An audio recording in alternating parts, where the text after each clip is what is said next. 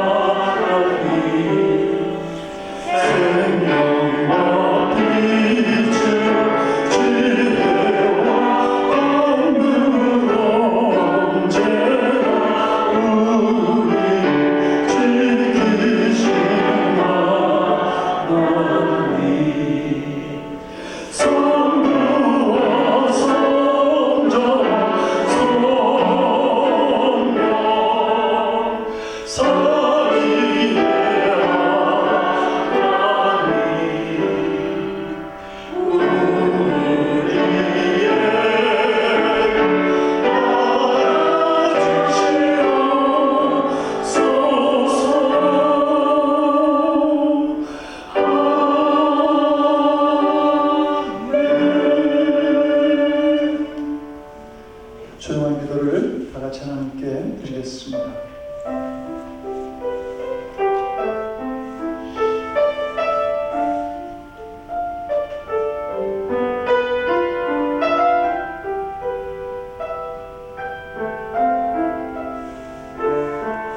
주여, 우리가 만민 중에서 주께 감사하며 문나라 중에서 주를 찬송하리이다.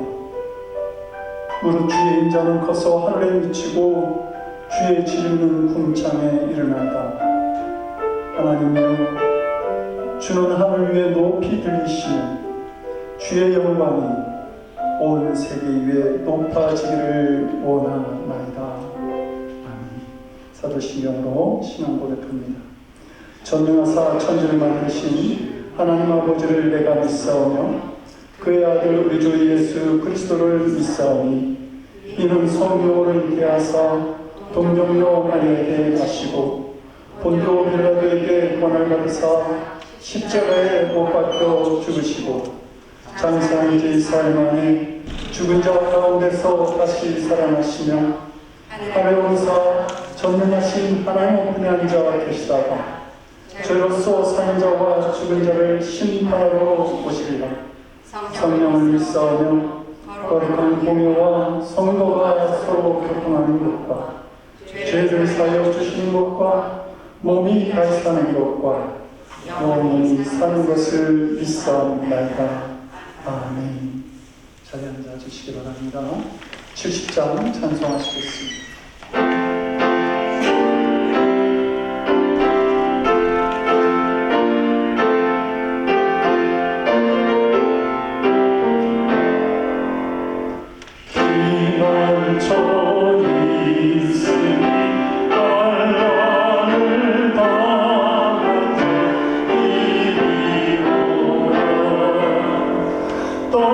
땅들이 펴고 물결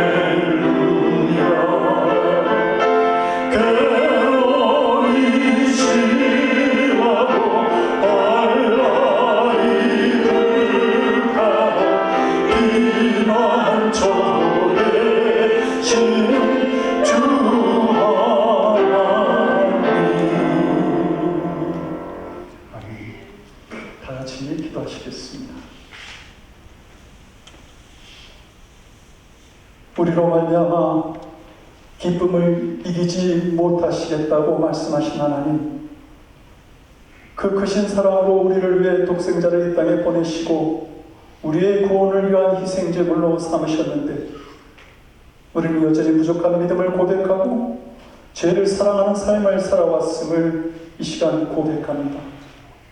하나님, 우리의 죄를 용서하여 주시옵소서.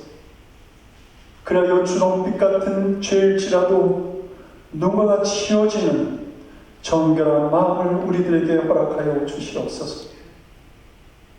교회의 주인 되시는 하나님, 이 늘 푸른 교회를 사랑하여 주시옵소서. 새로운 꿈을 꾸게 하시고 그것을 이루시는 하나님의 역사를 저희가 보게 하여 주시옵소서. 영적으로 혼탁한 이 시대에 주님의 말씀을 전하고 섬기며 봉사하는 교회 되게 하셔서 길을 잃고 방황하는 이 세대에게 그들이 가야 할 길을 비춰주는 등대와 같은 그런 희망의 교회가 되게 하여 주시옵소서. 우리 이름을 부르시되 기뻐하며 즐거이 부르시는 하나님, 늘 푸른 교회 성도들을 사랑하여 주시옵소서. 몸으로나 영적으로나 아프고 지친 심령들 있으니 하나님 고침받게 하시고 회복되게 하셔서 어루만지시는 주님의 사랑을 우리가 누릴 수 있게 하여 주시옵소서. 성도들의 말씀에 감동받고 결단하는 역사가 있게 하시며 응답받는 기도로 흔들리지 않는 확신의 믿음을 소유하게 하여 주시옵소서. 오직 주님만 바라보면서 주어진 사명을 감당하게 하심으로 그의 나라와 의를 구하는 믿음 위에 그 모든 것을 더하시는 주님의 은총과 축복을 넉넉히 누리게 하여 주시옵소서. 땅끝까지 복음이 전파되기를 원하시는 하나님, 7 지역을 돕던 저희 교회가 새해는 4곳만 선교하기로 하였습니다. 저희가 더 돕지 못하는 선교지에 하나님의 또 다른 도움의 손길을 허락하여 주시고, 저희가 돕는 선교지에도 주님께서 도우시는 부흥의 불길이 크게 일어나도록 주여 역사하여 주시옵소서. 예루살렘 성을 바라보시고 눈물을 흘리셨던 주님, 이 세상을 살아가는 사람들의 마음은 점점 완악하여 져가고 우리가 살아가는 이 세상은 분열과 혼돈, 전쟁과 죄악이 넘쳐나는 땅이 되어가고 있습니다. 믿음으로 살아가는 일이 점점 힘들어지고 있는 이때에 주님만을 바라보는 성도들을 보호하시고 넉넉한 은총을 허락하여 주시옵시며, 믿는 우리들의 삶을 통해 하나님의 나라가 확장되어지게 하셔서 마라나타, 더 많은 사람이 주님 오심을 기쁨으로 맞이할 수 있는 이 세상이 되게 하여 주시옵소서. 우리의 예배를 기뻐하시는 주님 앞에 이 시간 저희가 신령과 진정으로 나아갑니다. 우리의 예배를 받아 주시옵시고 주님을 만나는 복된 예배가 될 수 있도록 주님 이 자리에 우리와 함께하여 주시옵소서. 우리에게 행하신 모든 일에 감사드리며 우리 주 예수 그리스도를 받들어 간절히 기도드리옵나이다. 아멘.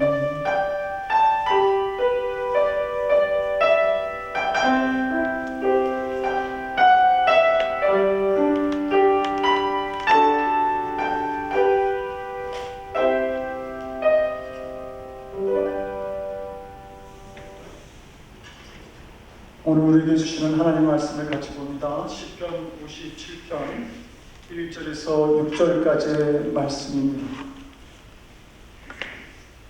말씀을 나눠서 교독하고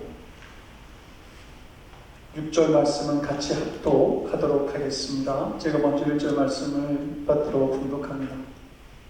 하나님이여, 내게 은혜를 베푸소서. 내게 은혜를 베푸소서. 내 영혼이 주께로 피하되 주의 날개 그늘 아래에서 이 재앙들이 지나가기까지 피하리이다. 내가 주의 하나님께 부르짖으며 곧 나를 위하여 모든 것을 이루시는 하나님께로다. 그가 하늘에서 보내사 나를 삼키려는 자의 비방에서 나를 구원하실지라 셀라. 하나님이 그의 인자와 진리를 보내시리로다. 내 영혼이 사자들 가운데서 살며 내가 불사르는 자들 중에 누웠으니 곧 사람의 아들들 중이라. 그들의 입은 창과 화살이요 그들의 혀는 날카로운 칼같도다. 하나님이여, 주는 하늘 위에 높이 들리시며 주의 영광이 온 세계 위에 높아지기를 원하나이다.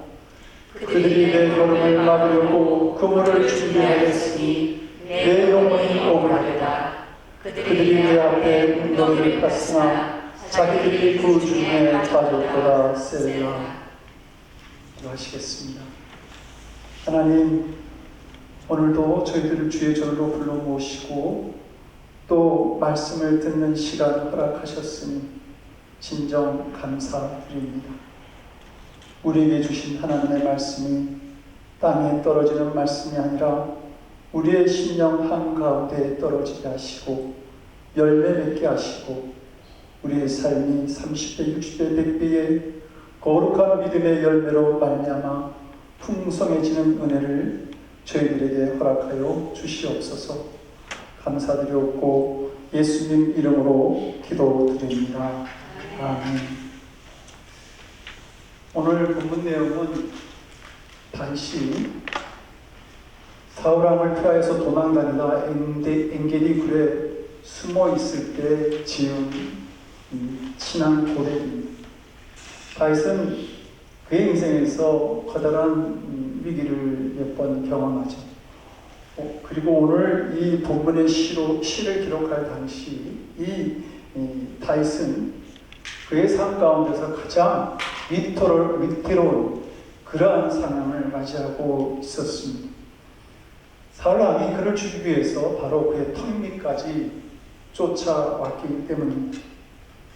사울왕이 3,000명의 병사를 거느리고 다윗이 숨어있던 이 굴 앞에까지 따라왔을 때 다윗은 이제 나는 죽었어 라고 하는 어떤 절망, 불안, 공포 그 가운데 떨 수밖에 없었던 것이죠. 그런데 이 굴 앞에까지 쫓아온 사울왕은 다윗이 이 엔게디 굴 속에 숨어 있으리라고 생각하지 못하고 용변을 보기 위해서 그 굴 속에 혼자 들어오게 됩니다. 그렇게 되자 이 굴 속에 혼자 들어온 이 사울왕으로 인해서 전세가 순식간에 역전되어집니다. 홀로 이 굴 속에 들어온 사울왕이 다윗의 포로가 되거나 혹은 다윗의 손으로 죽을 수 있는 상황에 처하게 되었던 겁니다. 다윗의 부하들이 말합니다. 다윗님, 이 순간이야말로 우리가 사울왕을 처치할 수 있는 아주 가장 좋은 기회입니다. 라고 다윗에게 말했을 때에 다윗이 그 부하들의 권유를 만류하고 그리고 사울왕을 그대로 굴 속에서 놓아 보내죠. 오늘 본문은 바로 이러한 상황 속에서 다윗이 지은 신앙 고백입니다. 우리가 오늘 말씀을 읽으면서 다 읽지는 않았지만 그 본문 말씀 1절이 시작되기 이전에 다윗이 이 시를 쓰면서 제목을 하나 붙였는데 알다셋이라고 하는 제목을 붙입니다. 무슨 말이냐면 이것은 탄원시입니다. 나를 구원해 주십시오라고 하는, 나를 멸하지 마십시오라고 하는 탄원시를 내가 씁니다 라고 제목을 붙였는데 이 시편 57편 전체의 내용을 보면 나를 멸하지 말아 주십시오라고 하는 탄원, 애원하는 시라기보다는 오히려 하나님께서 나에게 하신 역사에 대해서 감사하는 찬양의 시임을 알게 됩니다. 하나님은 믿음의 사람들을 그냥 버려두지 아니하신다. 멸망당할 수 있는 그 순간에도 여전히 지키시고 보호하신다라고 하는 그러한 그의 놀라운 믿음의 고백이 이 안에 들어가 있는 겁니다. 다윗은 지금 계속 도망다녀야 되는 두려운 상황 속에 있었습니다. 그래서 3절을 보면 자기는 삼키려는 자 앞에 있다 이렇게 말하고, 그리고 그 4절에서 내 영혼이 사자들 가운데서 살며, 사자들, 자기를 삼키려고 하는 그 사자들 가운데서 살고 내가 불사르는 자들 중에 누웠으니 곧 사람의 아들 중에라 라고 자기 위태로운 상황을 지금 말하고 있습니다. 다윗은 3,000명의 군사들을 거느리고 그 사울왕이 자신이 머물고 있는 엔게디브를 둘러싸고 있을 때에 절망적인 상황을 느꼈던 것이죠. 이제 나는 모든 것이 끝났어 라고 생각할 정도로 자신이 처한 삶이 죽은 자와 같이 위태로운 상황이었던 겁니다. 성도 여러분, 다윗은 자신의 상황을 절망적으로 보았는지 모르겠습니다. 그러나 하나님을 믿는 하나님에게서는 그 믿음을 가진 성도들의 삶이 절망적으로 보였던 적은 단 한 번도 없었다고 하는 사실을 우리는 알아야 할 것입니다. 구약의 엮기를 보면 하나님께서 사탄에게 욥을 시험하도록 허락하시죠. 그러나 그의 생명만은 해치지 말라는 분명한 한계, 그 선을 정하여 주십니다. 이것은 믿음을 가진 우리들에게도 적용되는 똑같은 신앙의 원리인 것이죠. 비록 성도들이 세상에서 환난을 당하고 시험을 당하고 핍박을 당하지만 하나님은 사탄의 세력이 우리를 시험할 분명한 경계선을 두고 계신다라는 사실입니다. 우리의 영혼과 삶이 절망의 늪에 빠지지 않도록 성도들이 당할 고난에 대해서 하나님은 분명한 한계선을 두고 계시는 것입니다. 그래서 고린도전서 10장 13절은 이렇게 말씀하죠.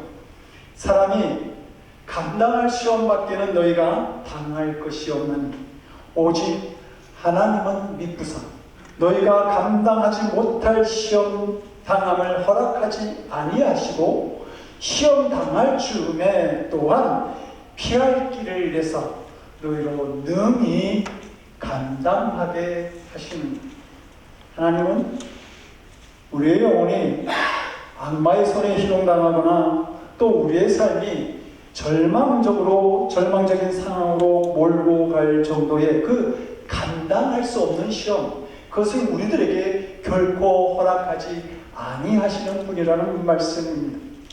하나님은 오히려 우리가 당하는 시험 중에서 더 큰 은혜를 허락하시는 분임을 우리는 본문을 통해서 알게 됩니다. 오늘 본문의 다윗도 바로 이 시험 당하는 그 중에 더욱더 큰 하나님의 은혜를 경험하게 하시는 그 은혜를 경험하는 그런 순간을 맞이했던 겁니다. 그래서 그가 6절에서 이렇게 말합니다. 그들이 내 걸음을 막으려고 그물을 준비했는데 내 걸음을 막으려고 이 사울왕과 그의 수하들이 그물을 준비했는데 참 그것을 보니 내 영혼이 억울했다. 그런데 그들이 내 앞에 웅덩이를 팠으나 자기들이 그 중에 오히려 빠졌다. 이렇게 고백합니다. 사울왕과 군사들은 다시 가는 길에 그물을 쳐놓고 그가 그곳에 빠지기를 기다리고 있었던 겁니다. 다윗을 파멸시키기 위해서 다시 가는 길에 웅덩이를 팠던 그 사울왕은 오히려 자신이 그 웅덩이에 빠져서 스스로 넘어지고 망할 수밖에 없는 상황을 지금 맞이했다고 하는 사실이죠. 다윗은 지금 사울왕과 사울의 3,000병사들이 자기를 에워싼 절망적인 순간에 다시 한번 하나님의 놀라운 은혜를 경험하게 된 것입니다. 이것이 바로 하나님을 믿는 성도들이 누리는 축복인 것이죠. 하나님은 우리가 어떤 절망적인 순간에 있을지라도 그 절망을 은혜로, 그 힘든 상황을 축복으로 바꾸시는 분이라고 하는 것입니다. 성도들을 결코 버리지 아니하시고 보호하시는 그 하나님은 자신의 그런 마음을 이사야서 49장 15절 16절을 통해서 이렇게 말씀합니다. 여인이 어찌 그 젖먹는 자식을 잊겠으며 자기 태에서 난 아들을 긍휼히 여기지 않겠느냐. 그런데 그들이 혹시 그 자식을 잊을지라도 나는 너를 믿는 너희들을 잊지 아니할 것이라. 내가 너를 내 손바닥에 새겼고 너의 성벽이 항상 내 앞에 있다.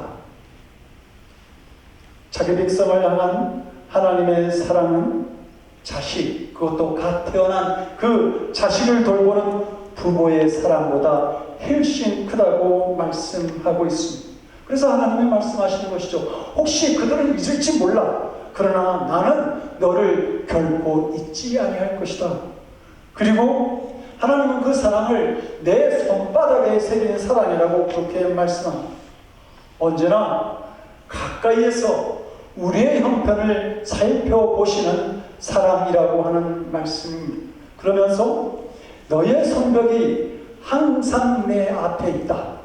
여기서 성벽이라고 하는 것은 우리 생활의 보호벽을 말하고 있는 겁니다. 이렇게 우리를 향한 하나님의 사랑은 이 우리의 손바닥을 들여다보는 것처럼 항상 가까이 들여다보시는 사랑이고, 성벽처럼 우리를 둘러싸셔서 보호하시는 사랑이라고 하는 겁니다. 북아프리카에서 그리스도인에 대한 학대가 굉장히 심해지고 있을 때에 프레드릭 롤란이라고 하는 사람은 그 핍박을 피해서 산으로 강가로 도망다니고 있었습니다. 그런데 자기를 잡으려고 하는 사람들에게 쫓기다가 급한 나머지 동굴 속에 들어갔는데, 그 동굴은 깊지도 않고 또 그 끝도 막혀 있어서 누군가 그 동굴에 들어오면 금방 발각될 수밖에 없는, 잡힐 수밖에 없는 그러한 상황이었습니다. 그는 다가올 죽음을 생각하면서 기도하고 있는 이때에 어디선가 거미들이 나타나서 그 굴 입구에 거미줄을 치기 시작하는 겁니다. 순식간에 거미줄이 쳐졌고, 뒤이어서 그를 잡으려고 쫓아온 사람들이 이제 굴 속을 들여다봅니다.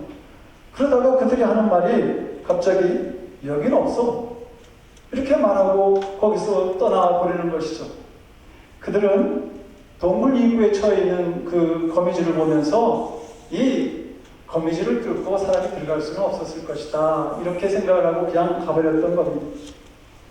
동굴에서 나온 프레드릭 롤란은 그 후에 이런 말을 합니다.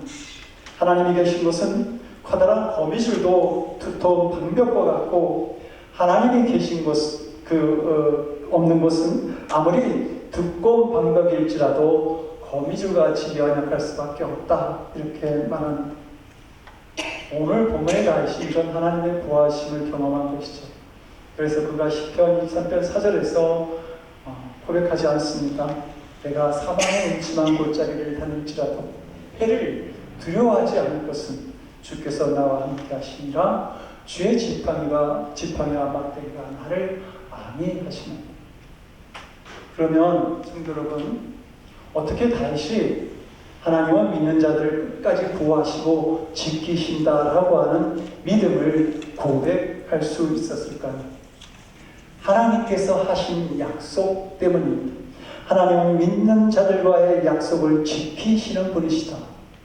그래서 그가 본문 2절과 3절에서 이런 신앙을 고백합니다. 곧 나를 위하여 모든 것을 이루시는 하나님께로다. 이루시는 하나님께로다. 그가 하늘에서 보내사 나를 삼키려는 자의 비방에서 나를 구원하실지라 셀라. 지금 다윗은 하나님은 나를 위해서 모든 것을 이루시는 분이다. 이 이룬다라고 하는 말은 완성한다라고 하는 뜻을 가지고 있습니다. 그러면 하나님께서 다윗을 위해서 완성하실 일이 무엇이 있었을까요? 다윗이 이스라엘 역사의 전면에 나타나기 전에 하나님께서 사무엘 선지자를 그 다윗의 아버지 이새의 집에 보내게 되죠. 그것은 이 다윗을 이스라엘 왕으로 삼으시려고 했던 것입니다. 그런데 다윗이 지금 이 사울 왕이 자기를 추적하는 이 위급한 상황 속에서 자신을 보호하시는 그 하나님의 은혜를 보면서 하나님께서 예전에 나와 약속하셨던 나를 왕으로 세우시겠다라고 하는 그 그 약속을 지금 지키시고 계시는구나. 그 하나님의 약속을 기억하게 된 것입니다. 나를 지키시고 보호하시는 그 이유가 자신과 하셨던 약속을 이루시기 위해서 나를 보호하신다라고 하는 그 하나님의 뜻이 있음을 다윗이 발견하게 된 것입니다. 다윗은 지금 자신이 삼키려는 자 앞에 있다라고 말하고 있는데, 그러나 하나님은 다윗을 삼키려고 하는 자의 그 칼날을 피하게 하셨을 뿐만 아니라 오히려 다윗이 자신을 삼키려는 그 사울의 운명을 결정할 수 있는 기회를 주신 것이죠. 그때 다윗이 놀라운 믿음을 가지게 되는 겁니다. 하나님은 나와의 약속을 지키실 것이다. 그리고 그 약속이 이루어지기 전까지는 나를 보호하실 것이다 라는 믿음만입니다. 다윗은 자신을 보호하시는 하나님의 은혜를 경험하면서 왕으로 세우시겠다라고 하는 이 하나님의 약속이 반드시 이루어질 것이다 라고 하는 확신을 가지게 됩니다. 그리고 그 약속이 이루어지기 전까지는 나를 삼키려는 자의 비방에서 나를 구원하실지라 그렇게 고백하고 있는 것이죠. 다윗은 그 믿음을 가졌기 때문에 자신을 삼키려는 자, 그 사울 왕을 넉넉하게, 수많은 반대에도 불구하고 넉넉하게 놓아 보낼 수 있었던 겁니다. 그 다윗이 식관내에서 다시 한번 이 사울 왕을 죽일 수 있는 기회를 맞이합니다. 그가 부하들과 함께 사울 왕이 사는 그 침대 곁에까지 가까이 갈 수 있었기 때문이죠. 그러나 그때도 역시 이 다윗이 사울 왕을 살려보냅니다. 하나님의 약속이 이루어질 때까지 하나님은 나를 지키실 거다. 그 믿음이 다윗에게 있었기 때문이죠. 성도 여러분, 이것이 하나님의 약속을 믿는 성도들의 그 여유와 넉넉함이라 말할 수 있습니다.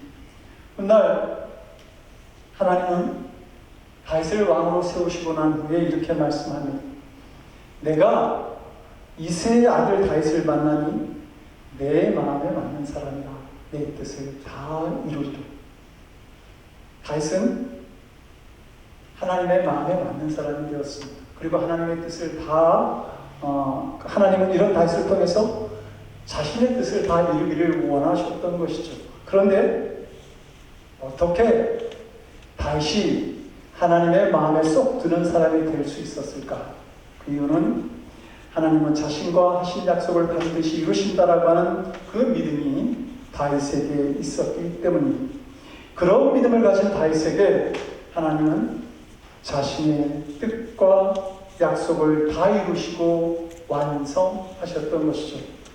여러분, 하나님은 우리와 하신 약속을 다 이루시는 분, 완성하시는 분입니다.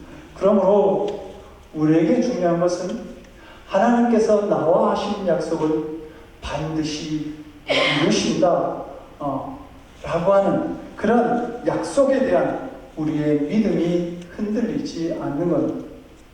하나님은 구약에서부터 우리에게 약속하시죠. 내가 내 독생자를 너에게 보낼 것이다. 그리고 더 놀라운 것은 우리를 위해서 이 땅에 그 독생자를 보내시되 그 하나님의 아들이 십자가에 자신의 몸을 들여 우리의 구원을 완성하실 것이라고 하는 약속이었습니다. 이 놀라운 약속을 우리 사람의 생각으로는 이해할 수 없을 것입니다. 하나님의 아들이 하늘의 보좌를 버리시고 이 땅에 오신다라고 하는 것도 이해하기가 힘든데, 그 하나님의 아들이 나를 위해서 십자가의 죽음으로 희생 제물이 되셔서 십자가의 죽음을 당하신다라고 하는 이 약속은 더욱더 우리가 이해하기 힘든 것이죠. 그러나 하나님은 약속대로 예수님을 이 땅에 보내주셨고, 우리는 예수님의 고난으로 말미암아 영원한 생명을 얻을 수 있었습니다. 이렇게 하나님의 약속은 모든 사람에게 감당할 수 없는 그 사랑과 은총으로 다가오는 것. 그러므로 사도 바울은 고린도후서 1장 20절에서 이렇게 말씀합니다. 하나님의 약속은 얼마든지 그리스도 안에서 예가 되니 그런즉 그로 말미암아 우리가 아멘하여 하나님께 영광을 돌리게 되느니라. 하나님께서 예수님에게 행하신 일들을 우리가 볼 때에 그리스도 안에 있는 성도들에게 하나님의 약속은 언제나 예가 되는 것입니다. 이루어질 것으로 압니다. 그렇게 될 줄 압니다. 그렇게 예라고 말할 수 있게 된다는 것이죠. 그리고 우리가 그 약속이 이루어짐을 믿고 아멘하는 삶을 살게 되면 하나님의 약속이 우리의 삶에 이루어지는 그런 은혜를 보게 되는 겁니다. 하나님은 고린도서 1장 18절에서 이렇게 말씀합니다. 십자가의 도가 멸망하는 자들에게는 미련한 것인데 구원을 받는 우리에게는 하나님의 능력이 된다.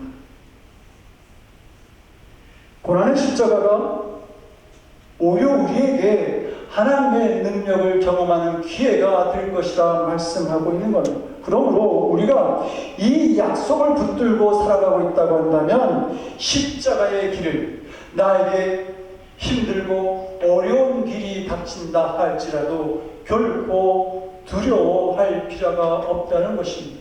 그 고난이 오히려 하나님의 능력을 경험하는 기회가 되기 때문입니다. 계시록 13장 13절은 주 안에서 죽는 자들은 복이 있다 이렇게 말씀합니다. 죽음이 복될 수 있다. 놀라운 사실이죠. 왜 그런 겁니까? 우리에게 천국을 보장해 주시는 하나님의 약속이 우리에게 있기 때문입니다. 예수님은 요한복음 14장 3절에서 가서 너희를 위하여 거처를 예배하면 내가 다시 와서 너희를 내게로 영접하여 나 있는 곳에 너희도 있게 하리라 그렇게 약속하여 주셨습니다. 그러므로 믿음의 길을 가는 사람들에게는 죽음도 결코 두려운 일이 아니라고 하는 겁니다. 모세의 길을 이어서 이스라엘 민족의 지도자가 된 여호수아는 약속의 땅, 축복의 땅을 바라보면서 두려워하고 있었습니다. 그러면서 내가 과연 이 일을 잘 해낼 수 있을까? 하나님의 축복의 사람이 될 수 있을까? 하고 의문을 가지고 또 스스로 두려워하고 있을 때에 하나님께서는 여호수아서 1장 6절의 말씀을 들려주십니다. 강하고 담대하라. 너는 내가 그들의 조상에게 맹세하여 그들에게 주리라 한 땅을 이 백성에게 차지하게 하리라. 지금 하나님께서 여호수아에게 주시는 말씀이 무슨 의미입니까? 여호수아야, 너가 두려워할 일이 뭐가 있어? 그 땅은 내가 너희들에게 약속한 땅이지 않느냐? 내가 너희에게 반드시 주겠다고 말하지 않았느냐? 그리고 내가 너와 지금 함께하고 있는데 너가 마음을 약하게 할 이유가 무엇이 있느냐? 그렇게 묻고 계시는 것입니다. 릭스턴 선교사가 아프리카 오주에서 17년간 고생을 하다가 고향으로 돌아오게 됩니다. 사람들은 그의 바짝 마르고 볼품없는 그 몰골에 놀라움을 금치 못하죠. 그는 사자에게 한쪽 발이 잘릴 뻔한 위기를 겪기도 하였습니다. 그의 온몸에는 맹수들이 핥힌 그런 상처 자국이 가득했습니다. 그런 모습을 본 기자가 리빙스턴에게 묻습니다. 당신같이 연약한 사람이 그 아프리카 맹수들이 우글거리는 곳에서 어떻게 17년 동안 견딜 수 있었습니까? 그러자 리빙스턴이 이렇게 대답합니다. 바로 이 하나님 말씀 때문입니다. 볼지어다 내가 세상 끝날까지 너희와 항상 함께 있으리라. 항상 나와 함께 있겠다라고 하는 이 약속 때문에 나는 그 오지에서 맹수들과 싸우며 복음을 증거할 수 있었던 겁니다. 리빙스턴은 항상 나와 함께 하시라. 그 하나님의 약속을 믿을 수 있었기에 놀라운 사역을 감당할 수 있었습니다. 그리고 하나님은 이 자신의 약속을 믿었던 리빙스턴에게 다니엘서 12장 3절에서 약속하셨던 말씀, 많은 사람을 옳은 대로 돌아오게 한 자는 별과 같이 영원토록 빛나리라 라고 하는 이 약속 또한 이루어 주셨습니다. 이 리빙스턴의 이름이 오늘날 많은 사람들에게 희망과 존경의 대상이 되고 있지 않습니까? 우리는 성경을 약속의 책이라고 합니다. 그리고 복음서라고 말하기도 하죠. 하나님의 약속이 우리에게 복된 소식이 될 수 있었던 것은 그 약속을 이루시는 하나님의 모습을 성경에서 우리가 발견할 수 있기 때문입니다. 우리에게는 약속하시고 이루시는 하나님의 은혜가 있습니다. 그리고 그 하나님의 약속은 우리가 하나님을 뵐 때까지 계속해서 이루어질 것입니다. 이 귀한 약속의 은혜를 믿고 매 순간 감사한 마음으로 살아가는 성도들이 되시기를 원합니다. 그래서 우리의 삶이 어떠한 순간에도 절망적 순간이 있을지라도 기뻐하면서 담대한 믿음을 고백함으로 하나님께 온전한 영광을 돌릴 수 있는 그 성도된 삶을 살아가는 우리들이 될 수 있기를 주님 이름으로 간절히 축원드립니다. 우리 같이 오늘 주어진 말씀을 가지고 통성으로 기도하겠습니다.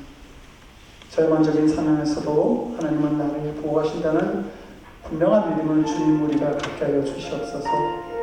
약속하시고 이루시는 하나님의 은혜에 감사하게 하여 주시옵소서.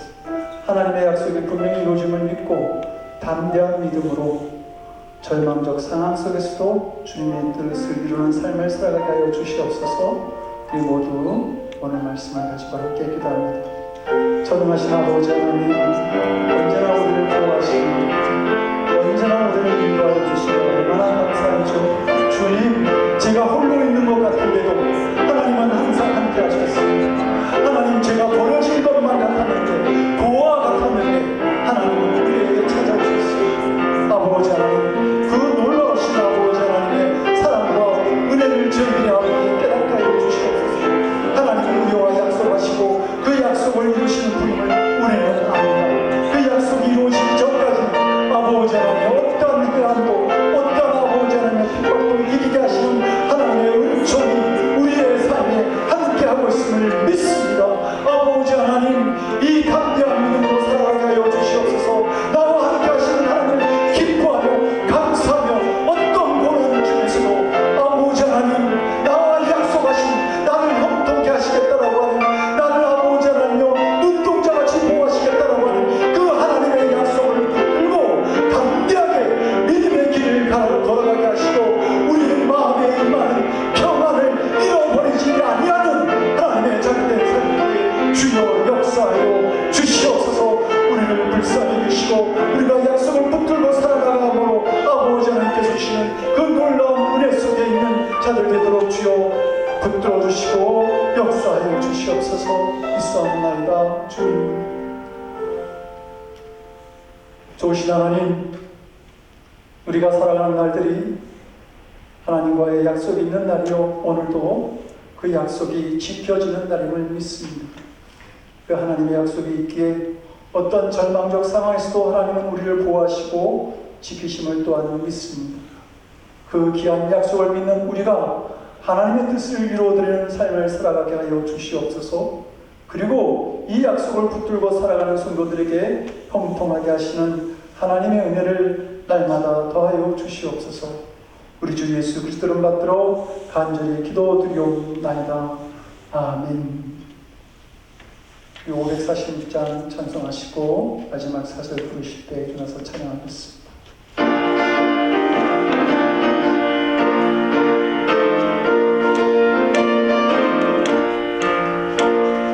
소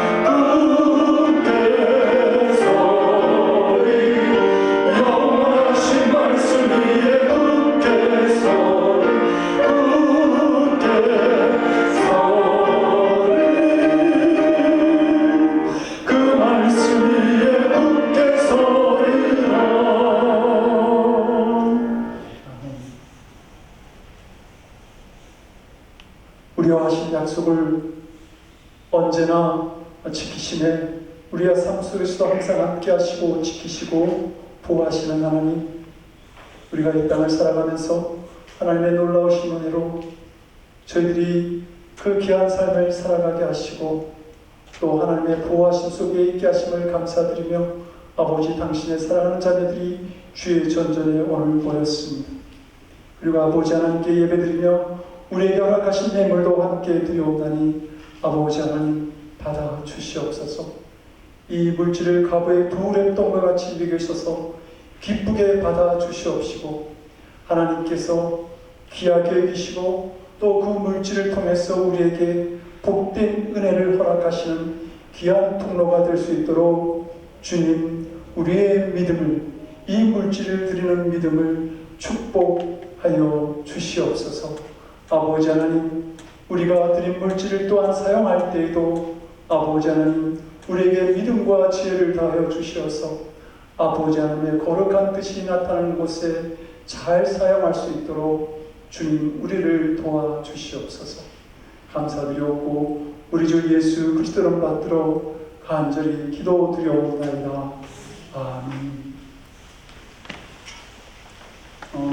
교회 소식 알려드리겠습니다.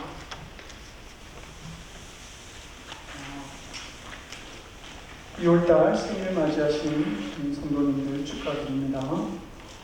조효신 사모님 2월 2일 오늘이고요. 조동사 목사님, 박근숙 권사님 4일 생일 맞이하셨는데 진심으로 축하를 드립니다. 다음 주부터 찬양 중심의 예배를 드리게 됩니다. 예배 순서가 여러 가지로 조금 바뀌어질 수 있습니다. 지금 기도하면서 이 예배를 준비하고 있는데 여러분들 함께 기도해 주셔서 또 하나님께 더 가까이 갈 수 있는 예배 순서가 준비될 수 있도록 위해서 기도해 주시기 바랍니다. 금주는 박영복, 박경석 권사님 가정을 위해서 기도드립니다. 두 분의 건강을 위해서 기도해 주시고 또 언제나 평안과 즐거운 삶 그리고 자녀들로부터 좋은 소식을 언제나 들을 수 있는 자녀들에게도 임하는 하나님의 축복을 위해서도 기도해 주시기 바랍니다. 이제 우리 다 같이 나셔서 주기도문과 축도로 기도를 마치겠습니다.